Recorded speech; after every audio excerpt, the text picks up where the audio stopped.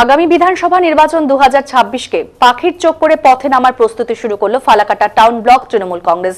শনিবার তৃণমূলের ফালাকাটা দলীয় কার্যালয়ে তৃণমূলের বৈঠকে সিদ্ধান্ত নেওয়া হয় আগামী 14 ডিসেম্বর থেকে ফালাকাটা পুরসভা এলাকায় জনসংযোগ যাত্রা শুরু করবে তৃণমূল টাউন ব্লক।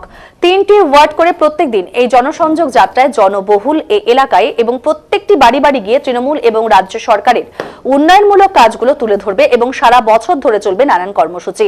শনিবার সাংবাদিক বৈঠক করে একথা জানিয়েছেন তৃণমূলের ফালাকাটা টাউন ব্লক সভাপতি শুভব্রত দে।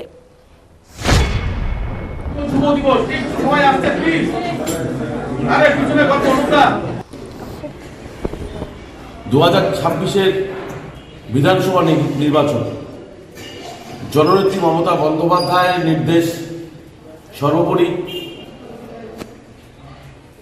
সর্বভারতীয় তৃণমূল কংগ্রেসের সাধারণ সম্পাদক আমাদের প্রিয় নেতা বাংলার রুবাজ অভিষেক বন্দ্যোপাধ্যায়ের তত্ত্বাবধানে এবং জেলা আলিপুরদুয়ার জেলা তৃণমূল কংগ্রেসের সভাপতি প্রকাশী বড়াইকের অনুমতিক্রমে আমরা ফালাকাটা টাউন ব্লক তৃণমূল কংগ্রেস আমরা 2025 থেকে আমরা নামতে চাইছি বিধানসভা নির্বাচনের জন্য।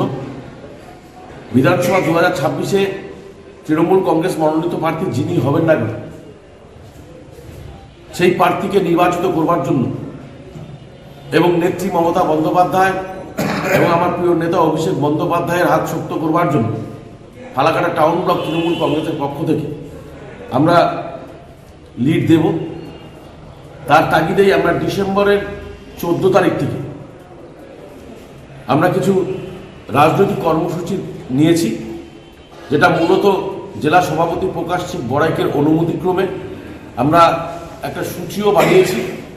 আমরা আজকে এটা টাউন ব্লক তৃণমূল কংগ্রেসের পূর্ণাঙ্গ মিটিং, যে মিটিংয়ে ওয়ার্ড সভাপতি, কাউন্সিলর, বুথের সভাপতি, বিভিন্ন শাখা সংগঠনের নেতৃত্ব এবং টাউন ব্লক তৃণমূল কংগ্রেসের প্রত্যেকটি নেতৃত্ব উপস্থিতে আমরা ঘোষণা করলাম 14 তারিখ থেকে আমাদের জনসংযোগ যাত্রা।